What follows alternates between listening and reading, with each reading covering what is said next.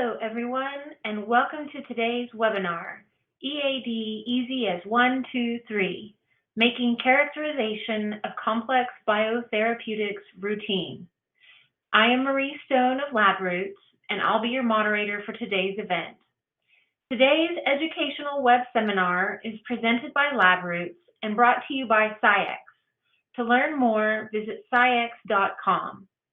We encourage you to participate today by submitting any questions you may have during the presentation. To do so, simply type them into the Ask a Question box and click Send. We'll answer as many questions as we have time for at the end of the presentation. You may also submit any technical issues here as well if you have trouble seeing or hearing the presentation. This webinar is educational and thus offers free continuing education credits. Please click on the continuing education window at the bottom of your screen to obtain your credits. I'd like to now welcome our speakers, Dr. Matt Stone, Biologics Workflow Specialist, SCIEX, and Dr. Claire Bramwell, Customer Success Specialist, Protein Metrics. Dr. Stone and Dr. Bramwell, now begin your presentation. All right, thank you for the introduction, and thank you everybody for attending this webinar. So yeah, my name is Matthew Stone. From the introduction, I work at SCIEX as the Biologics Workflow Specialist, and today, in combination with Protein Metrics, with Claire Bramwell from Protein Metrics, we're going to be talking about electron-activated dissociation, so a new fragmentation technique that is enabling the characterization of complex biotherapeutics routine. Here's an outline of our presentation. So first, I'm going to describe the new SCIEX Xenotop 7600 and specifically describe electron-activated dissociation. Then we're going to show example data for peptide characterization, specifically for modified peptides using electron fragmentation, and then also the Byos software platform from Protein Metrics. And then finally, I'm going to hand it off to Claire, and she is going to go through a case study of detailed characterization of an antibody drug conjugate using EAD along with the Byos software. All right. So first, I want to discuss or describe the 7600 system. So the 7600 was released a couple of months ago from SCIEX, and the development of this mass spectrometer really had the biopharma industry in mind. And so what I mean by that is that, new modalities for protein therapeutics have just gotten more complex over time, and there is a need for analytical instrumentation to more easily and more thoroughly characterize these different modalities. And so some of the key challenges that the EAD and the 7600 specifically can address is the identification as well as localization of post-translational modifications, for example, glycosylations and other types of conjugated peptides. Another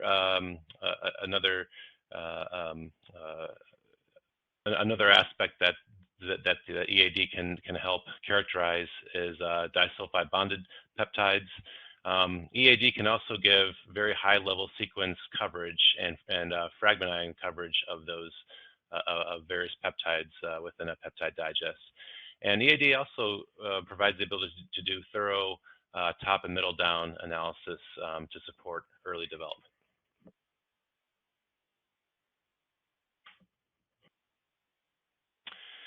So here's a picture of the Xenotop 7600.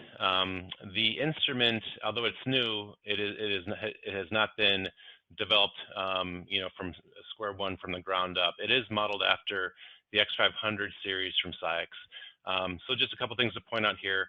It is a benchtop instrument, so it was designed with the to keep space. Or space requirements in mind, for those laboratories that have limited space. And if you look up in the upper right-hand corner, the instrument and the acquisition software have been designed for ease of use as well as routine operation. And so the SCIEX OS acquisition software is designed as an intuitive interface There are features in operation designed for automated tuning as well as QC. And the other thing I want to mention is that the instrumentation software is compliant ready.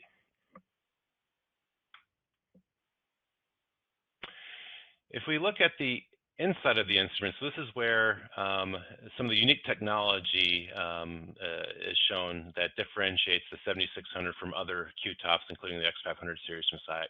And what I want to point to you is specifically is the collision cell itself. So there is a blow up of the collision cell in the middle panel, on the upper part of the middle panel. And what you can see there is a T-shaped structure. So the collision cell itself is comprised of 3 separate devices.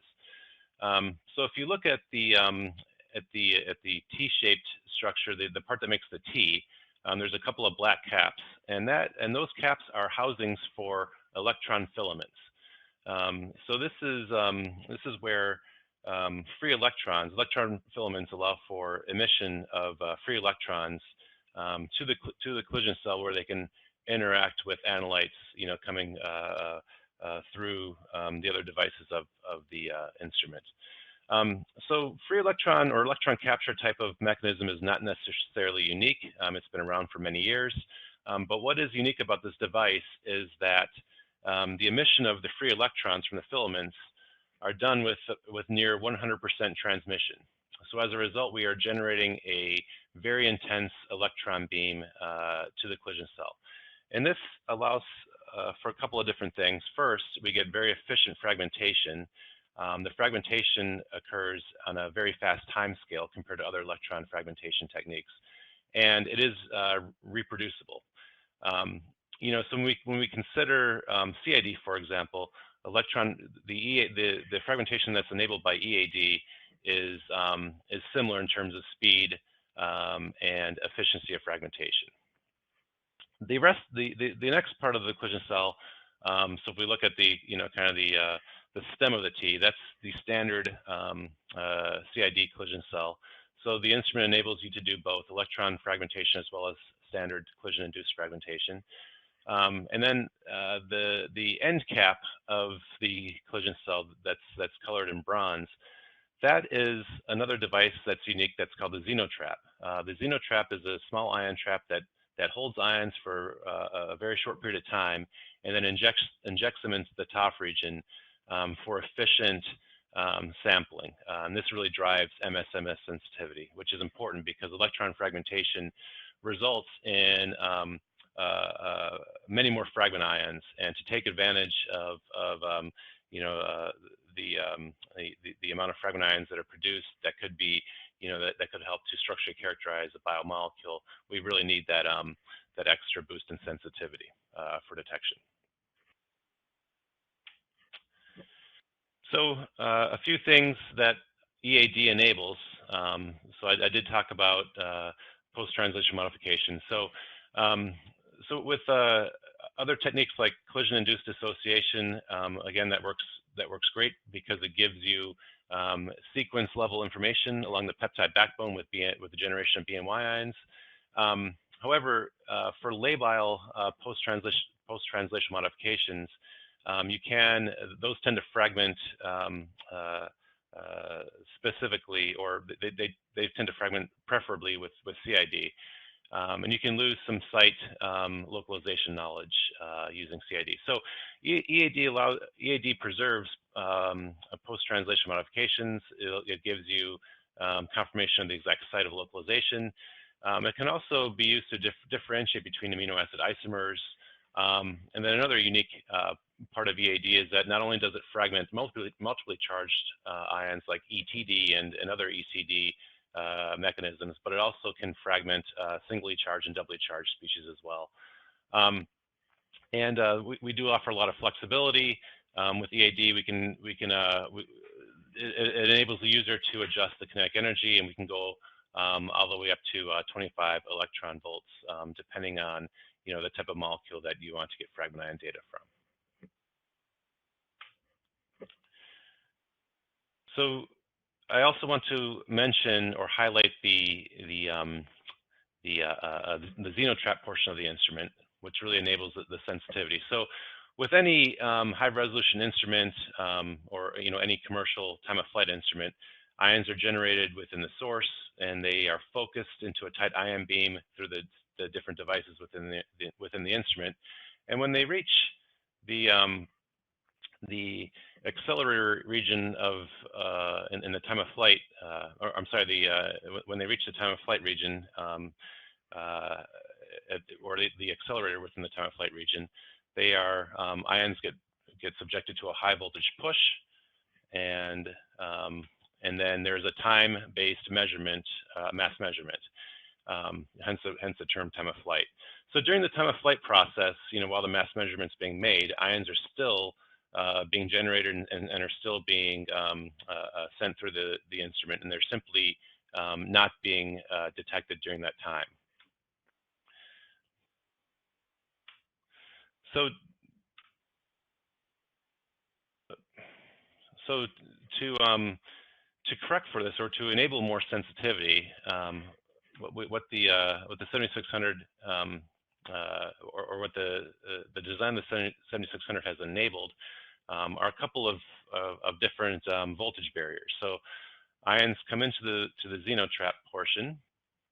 They are held for a brief period of time, and then they're released, and they're released in a way that they reach the accelerated region of the TOF at the same time in the same space, so that they're most effectively sampled.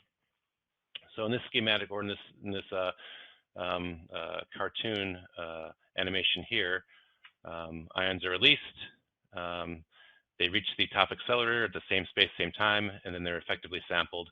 And again, this is done synchronously with the pusher frequency with the TOF accelerator. So the idea here is that we're getting both high resolution measurement with the time of flight, but also maximizing the sensitivity. So instead of sacrificing high resolution with sensitivity, the xenotrap is enabling both high sensitivity as well as high resolution measurement. It is important to note that the instrument is enabling high sensitivity MSMS measurement across the mass range. So if you look at on the right panel, or the right diagram, there's a theoretical landscape for fold gain on the y-axis versus fragment ion mass on the x-axis. So if you look in the middle panel, that is a fragment ion spectra of a peptide from the PepCal mix from SCIEX. And in the blue are fragment ions generated with the xenotrap on, and mirror plot in pink is with the xenotrap turned off. So you can see as you start from the high end of the mass scale at around 1100 or so m over z, we get about a 5-6-fold gain in sensitivity. And then as you walk down towards the left, towards the lower m over z range, you start to see gains in the 10 to 15 to 20-fold increase in sensitivity. And then on the left is an XIC of the 1070 ion. And we're showing there about a 5 to 6-fold increase in signal, as well as signal to noise for that fragment ion. So moving back to electron activated dissociation. So EAD is it is electron capture in mechanism, at least at the lower kinetic energy. So electrons interact. If you look at the upper portion of the slide here, electrons interact with analytes in the electron collision cell. You generate an intermediate radical state, and that gets resolved with fragmentation. If you look in the upper right-hand portion, so for peptides, we generate, or EAD generates C as well as complementary Z ions. So C ions come from the N terminus, and Z ions come from the C terminus of a peptide. For lower charge states like singly charged and doubly charged peptides, EAD also generates the BNY ions that you're maybe more familiar with CID fragmentation. So if you look in the bottom right, the instrument, the user has the ability to input a specific kinetic energy, so this is one of the parameters that's available for EAD fragmentation. For peptides fragmentation, we typically operate at 7 eV, and this is the hot ECD portion of that spec, or that array that's shown. And so 7 eV works universally well for peptide fragmentation for both sequence information as well as post-translation modification information. But you do have the ability to do lower kinetic energies. So for example, like 1 eV is used for top-down types of experiments. And that's kind of the energy regime that ETD works in for comparison. And then, you also have the ability to fragment small molecules as well, so you can raise the electron or the kinetic energy as well to fragment, singly charged small molecules if you weren't, for example, doing peptide mapping. I do want to remind everybody that, again, we are generating a very intense electron beam, so we can operate in low energy regimes with a very intense beam, and this allows us to do electron fragmentation at a very fast time scale. So for peptide work, we typically will set reaction times to about 10 milliseconds for multiply charged species, and this enables you to do comprehensive discovery or data-dependent acquisitions to cover or to fragment many different species within a chromatogram. So you can use EAD to get comprehensive peptide mapping information by itself without doing any CAD experiments.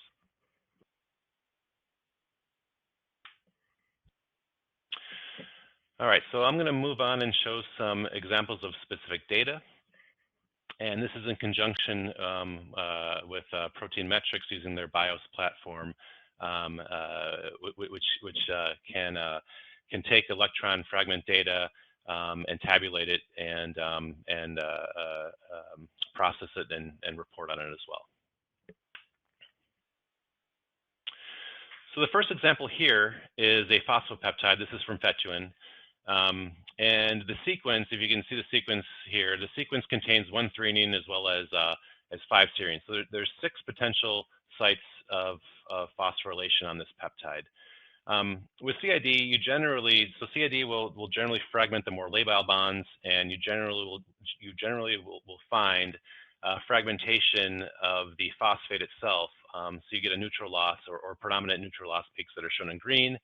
And even some of the fragment ions, so the B and Y ions that are circled in red, they'll display loss of phosphate as well. And so with CID data, it can be difficult to pinpoint the exact localization of phosphorylation.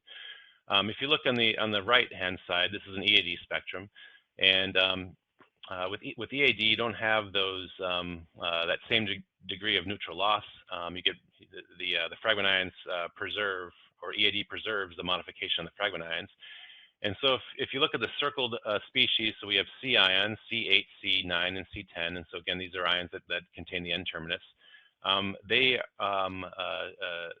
show a molecular weight difference indicative of modification. And with the Z14 ion that's also shown from the carboxy terminus, these ions all together, they show that the serine at position 8 is the one that's actually phosphorylated. And again, that information is lost in the CID spectra.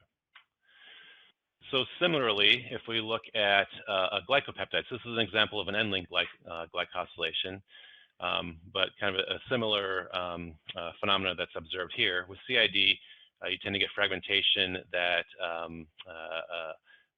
preferentially fragments the glycan bond, so you can lose site information, and you also tend to lose some of the amino acid sequence fragmentation as well, some of the peptide backbone fragmentation. So there's a gap in the sequence, in the middle of the CID sequence or peptide sequence, amino acid sequence that's shown above. With EAD, again, it preserves that set of modification. So there's a couple of circled ions there. The C9 peak and as well as the C12 peak there that show that the exact site of localization on the asparagine. But once again, EAD, we get fragmented information throughout the peptide backbone to confirm the amino acid sequence. So next, this is an example of an O-link glycopeptide. N-link glycopeptides, there's a canonical motif there, so we kind of know that the site of modification regardless. But for O-link glycans, it can be a little more difficult. This is an example from a peptide from human erythropoietin. And so again, with CID, you tend to fragment off the glycan bond. With EAD, you preserve it. And I want to highlight that those the B9, B10, and B11 series, as well as the C9, C10, and C11 series, comparing from the CID spectra as well as the EAD spectra.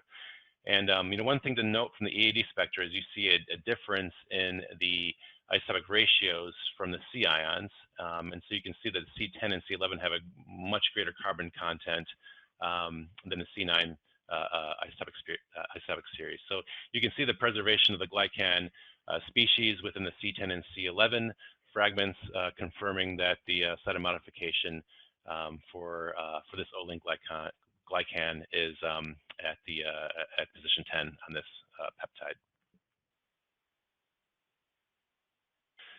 Next, I'm going to show an example of disulfide bond mapping. So for disulfide bonded peptides with CID, CID tends to give decent fragment information for one of the peptides, but there's often gaps in sequence or fragment ion spectra to confirm sequence on the other peptide. So that's shown up in the upper right-hand sequence on the bottom, where there's some gaps there in terms of fragments that are identified. With EAD spectra, EAD will actually fragment the disulfide bond, and it'll more thoroughly fragment across both peptides, both peptide sequences that are bonded together to give more definitive information for characterization. And then I'm going to show a couple of examples of amino acid isomer differentiation. So in this case, this is an example of a deamidated peptide. So in the upper right-hand corner, that's for the CID spectra, we see that there is an asparagine that is deamidated to aspartic acid. So we know there is a deamidation event because of a mass shift of 0.98. But CID cannot distinguish whether that deamidation is an isoaspartic acid or an aspartic acid. With EAD fragmentation, you actually get some fragmentation across alkyl bonds, and for the example of isoaspartic acid, you generate a couple of unique fragment ions are generated specifically for isoaspartic acid, and that's the shown in the bottom there, the C plus 57 and the Z minus 57 species. So using EAD, the information from an EAD spectra, you can actually, on the bottom here, you actually see a peak there of that's identified as the Z6 minus 57, and then towards the right there's a C10 plus 57, and that indicates the presence of isoaspartic acid. The nice thing is that the Byos software from Proteometrics can identify and label those peaks and make sense of them in an automated fashion. So similarly, EAD can also tell a difference between leucine and isoleucine. So similarly, there's fragmentation can occur along the alkyl chain that can differentiate structural isomers. So with leucine, you see a W ion or a Z ion that results in a W ion minus 43, and isoleucine results in a fragmentation to a W ion or a Z ion with a W ion that's associated with it, and then a minus 29 species as well. So if you look at the EAD spectra on top, there's a couple of peaks that show a Z6 minus 43 as well as a Z13 minus 43, and that indicates the presence of two leucines that are circled in the sequence on top. So we can distinguish isoleucine and leucine there. And on the bottom, we show an example of confirming isoleucine. And in this case, we see the Z5 minus 29 that indicates the presence of isoleucine. So, no other, CID certainly wouldn't be able to distinguish these, or distinguish isoleucine from leucine. And the other thing to point out here is these peptides are both doubly charged, and EAD has, produces, nice spectral quality even for doubly charged species, where other electron fragmentation techniques would struggle to produce as much information for characterization. The last thing I want to highlight with electron or EAD fragmentation is that it is reproducible. So this is an example of an overlay of 3 replicates of this monoclonal antibody digest. So we get very similar data between 5 replicate injections, and that's also shown in the tabular form here as well, where we're measuring various points or the peak areas of different modified peptides with EAD fragmentation.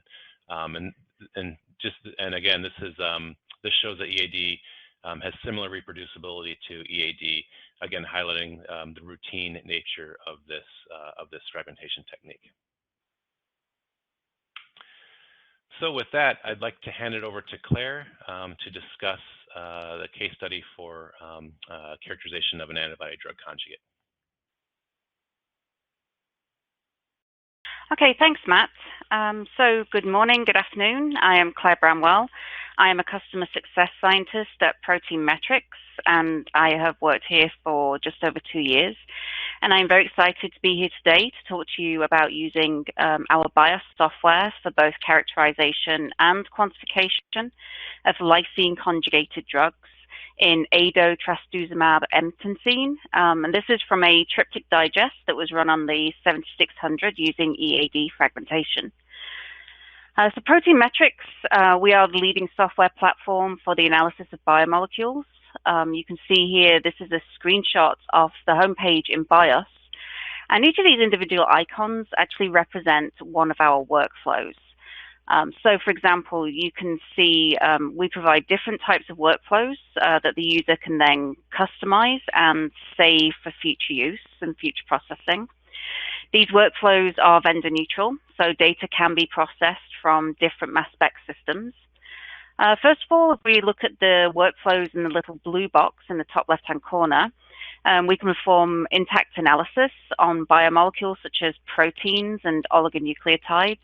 And in this case, we use our own proprietary deconvolution algorithm to obtain neutral spectra from multiple charged species.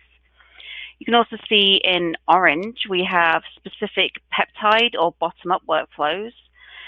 These are designed with different applications in mind, such as PTM or post-translational modifications, proteomics-based workflows such as host cell proteins or HCP, disulfide workflows, sequence variant analysis.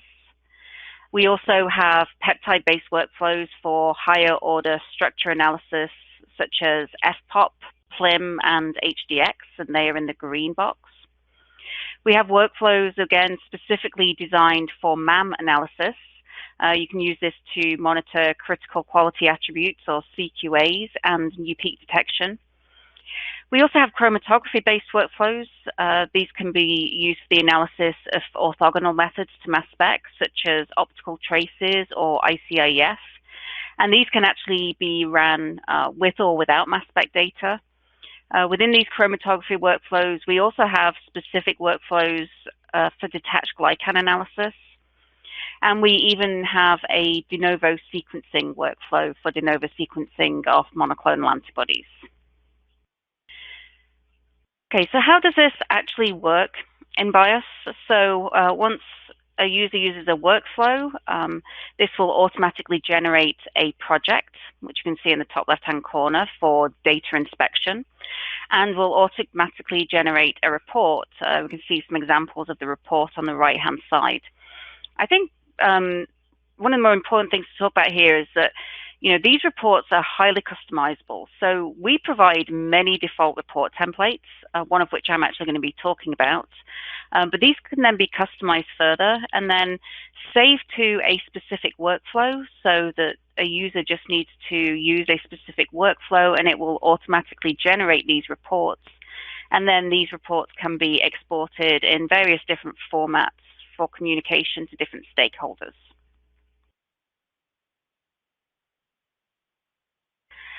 I do also want to talk about the enterprise solution that we offer, and this is BioSPHERE. And this is utilizing the desktop capabilities of Byos and will allow for cloud or server processing. This will also allow organizations enterprise access to data and analysis projects. This is going to prevent data silos between departments and also allow organizations to more seamlessly take information and analysis methods from research and development and push it through the pipeline towards operating in a compliant environment. So as I said, I'm here to talk today about analysis of peptide mapping of ADCs. And LC-MS is used pretty extensively in the analysis of ADCs. As a reminder, an ADC, or an antibody-drug conjugate, consists of a monoclonal antibody conjugated in some way to a cytotoxic agent. And you can see a diagram on the right there. That antibody will then bind specifically to certain proteins that are expressed in tumor cells and deliver the cytotoxic agent directly to the tumor. I'm going to do this slide again. Okay. So I'm going to talk today about the analysis of a peptide map of an ADC. LC-MS itself is used very extensively for the analysis of ADCs. One reminder is that an ADC, or an antibody-drug conjugate, consists of a monoclonal antibody that's conjugated in some way to a cytotoxic agent. So this means that the antibody will bind specifically to certain proteins expressed in tumor cells and deliver the cytotoxic agent directly to the tumor. One common LC-MS analysis is to perform intact analysis. This is where we would obtain a molecular weight of the mAb and the drug. And from here, a user can determine how many of these drugs are conjugated to different antibodies, and from that calculate a drug-to-antibody ratio. Our presentation today is going to focus on using the bottom-up approach of peptide mapping. So where intact analysis would give you an overall value for the heterogeneous distribution of drugs, peptide mapping is going to allow a scientist to obtain two more specific pieces of information. And one of those is the determination of the localization of the conjugated drug, so where the drug is actually conjugating. And typically, drugs can either be conjugated by lysine or cysteine residues, or in some cases via a non-natural amino acid that's been specifically engineered for conjugating drugs. And MS2 analysis is going to allow confirmation of which peptides and which peptide residues a specific drug is conjugated to. And the second piece of information will be to calculate in terms of a percentage how much of a particular residue is conjugated, or its percentage occupancy.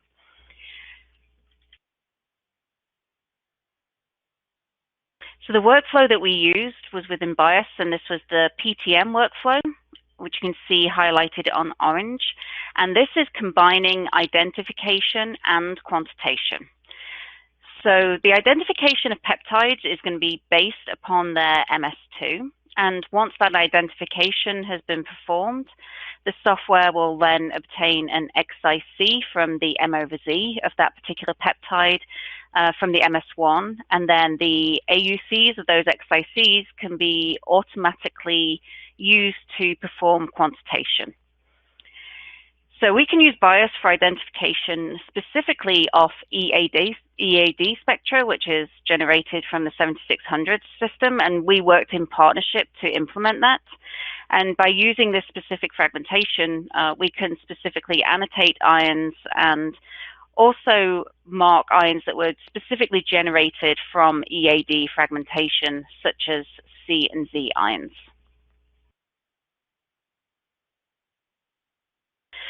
Now, when we're characterizing a drug-conjugated peptide, we would like to know which specific amino acid residues are involved in the drug conjugation. And as I mentioned, Byos will provide that information as it's performing its identification based upon MS2. Now, additionally, in the case of ADCs, it's often possible to see specific fragment ions that actually relate to the linker drug. So they're ions that are generated from the fragmentation of the conjugated peptide, and then the linker drug itself is fragmenting and producing specific ions.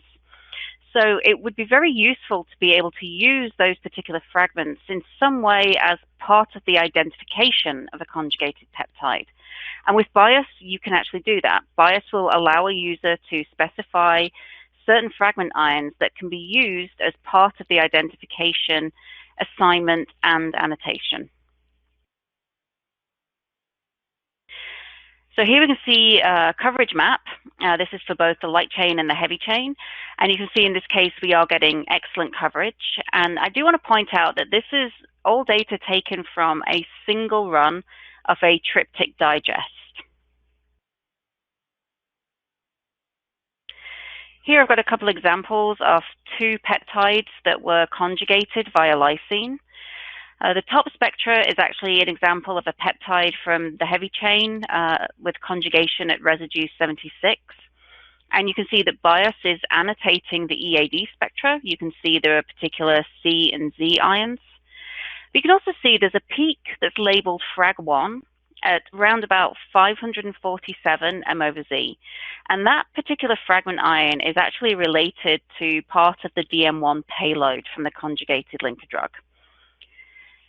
So here we can see that it's very dominant in that MS2 spectra, so it's very useful that we can use Byos as part of the actual annotation and identification of this linker drug modification. The second peptide, we're able to do the same. In this case, we can see it's a much larger peptide, and it also has a charge state of 6. And even still, we're able to perform identification of the EAD-produced MS2 spectra. And in this case, this is also from the heavy chain, showing a conjugation at residue 208. So now I want to switch up a little bit from ID and talk about quantitation. So Byos will also automatically generate and calculate the percentage conjugation of these specific lysine sites that we've already characterized.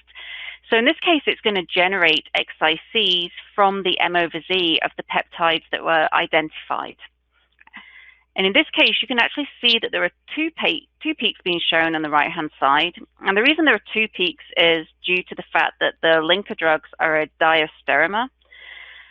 And in this case, what we're going to do is we're going to take the XICs and compare the conjugated versus the linker versus the wild type or the non-conjugated. And one thing I also want to point out here is that we are actually taking both of these peaks into account when performing the quantitation.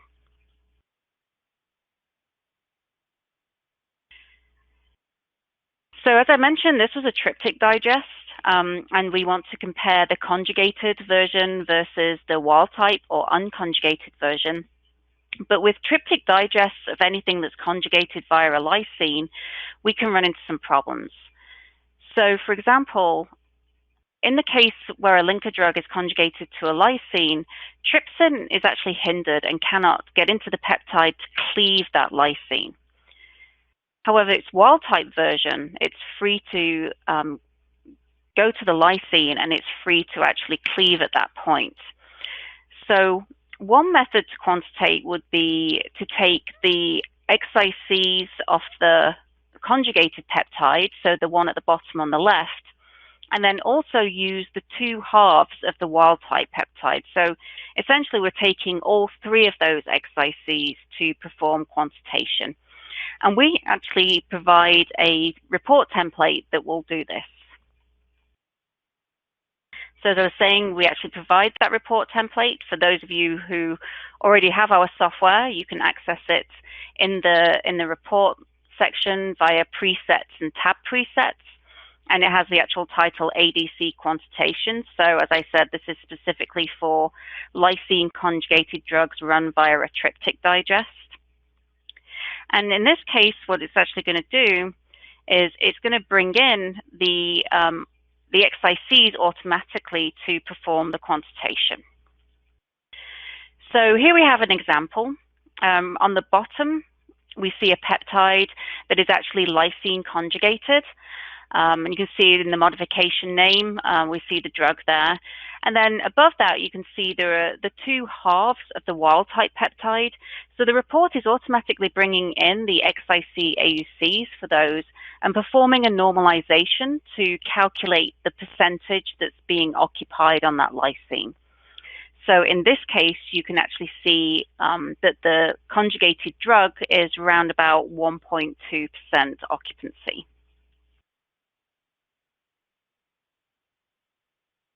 So another reminder, of course, is that these reports can be customized and saved so that when a user generates a specific workflow, this report will be generated automatically.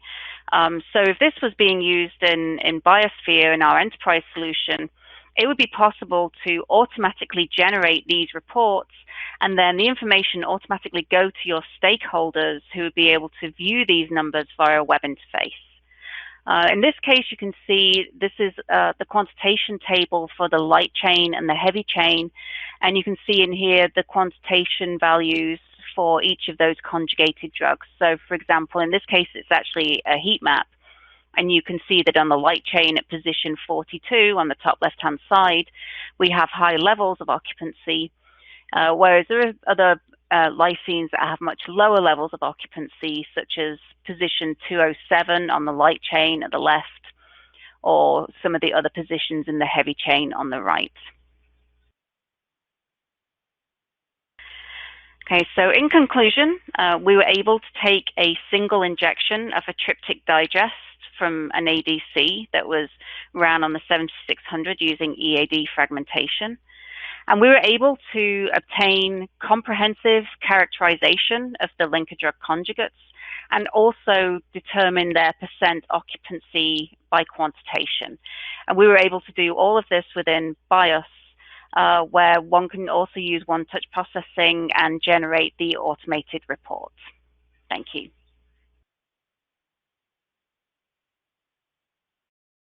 Thank you, Dr. Stone and Dr. Bramwell, for your informative presentation. We'll now start the live Q&A portion of the webinar. If you have a question you'd like to ask, please do so now. Just click on the Ask a Question box located on the far left of your screen. We'll answer as many of your questions as we have time for. Let's get started.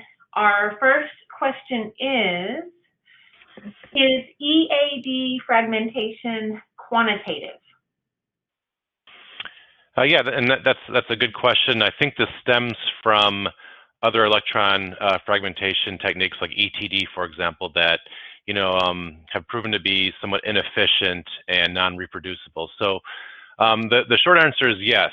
So in our hands, we have shown quantitative performance similar to CID in terms of linearity, accuracy, as well as precision.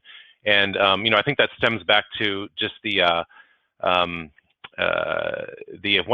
emission that we're seeing, or near 100% emission that we're seeing from free electron introduction into the collision cell. So we just have a very, or EAD provides a very robust as well as efficient and reproducible type of fragmentation. So yeah, so if anyone is interested, I'd be happy to share some of that data.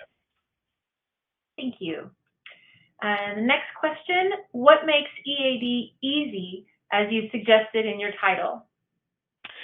Yeah, again, this points back to the fact that we are producing such an intense electron beam, and so we get efficient fragmentation, and again, we can do this on a very short time scale. So in our peptide mapping experiments, we generally just set the kinetic energy to 7 eV, and that has been shown to be sufficient to produce comprehensive peptide mapping data, as well as data to get site localization of various modified peptides. And so, I think the easy part is that, although the user does have the ability to adjust the kinetic energy, for specific molecule classes like peptides, we just set it to 7 eV, and it works great. Okay. Next question. You mentioned intact DAR analysis for ADCs. Does Protein Metrics offer a solution for DAR analysis? Yes, so obviously I can answer that question. So yes, we do offer a solution for intact DAR analysis. One of our default workflows is actually set up specifically to monitor the mass of an intact protein plus whatever the mass of linker drugs are. Then our reports are set up in such a way that they can take values from the deconvoluted spectra to automatically calculate DAR values. This can be set up in a number of ways. It can be set up based on intensity. It can be set up based on peak area. And we actually do have a recent app note where we discuss this. Okay, thank you. Next question. Can Bios analyze MS1 only data as well as MS-MS?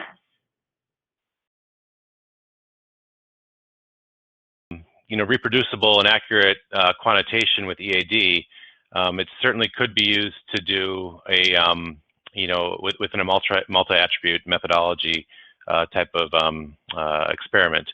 And Claire showed some of this data, with the heat maps that Bios produces, to look at relative percentages of modified peptides. So the same type of analysis could be done with a quality attribute that you'd want to monitor, with a multi-attribute monitoring or methodology.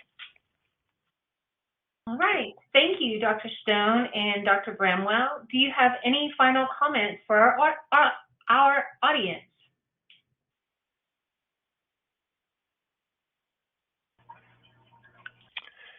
Yeah, I would just say, if anyone's interested, feel free to reach out to me. My email is Matthew, so it's MATTHEW .stone, STONE @SCIEX.com, and be happy to discuss any questions further with you. Yes, and I would like to add, if anybody, is interested in learning more about Byos or BioSPHERE, please come to our website, proteinmetrics.com. Well, thank you again, Dr. Stone and Dr. Bramwell, for your time today and your important research. We would also like to thank LabRoots and our sponsor, SCIEX, for underwriting today's educational webcast. Before we go, I'd like to thank the audience for joining us today and for their interesting questions. Questions we did not have time for today, and those submitted during the on-demand period, will be addressed by the speaker via the contact information you provided at the time of registration. This webcast can be viewed on demand. LabRoots will alert you via email when it's available for replay. We encourage you to share that email with your colleagues who may have missed today's live event. Until next time, goodbye.